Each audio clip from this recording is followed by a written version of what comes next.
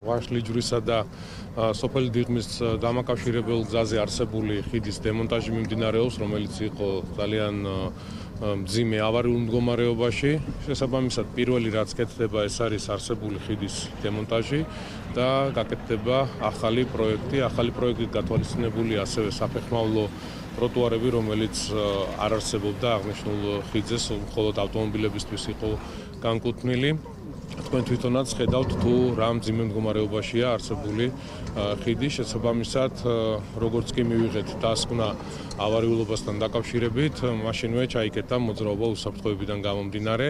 დაახლოებით 5 თვე დაჭირდება პროექტის განხორციელებას. გარკვეული დისკომფორტი ახლავს სამუშაოებს, ხმაური, ირგვლივ საცხოვრებელი კორპუსებია, ყველაფერი გვესმის, თუმცა აღნიშნული სამუშაოების წარმოება პირველ რიგში უსაფრთხოებიდან გამომდინარე იმ ავტომობილებისთვის, რომლებიც ყოველდღიურად იყენებდნენ აღნიშნულ გზის მონაკვეთს, საჭირო იყო და აუცილებელი იყო პროექტის განხორციელება. 5 თვეში მთლიანად დამთავრებული იქნება სამუშაო.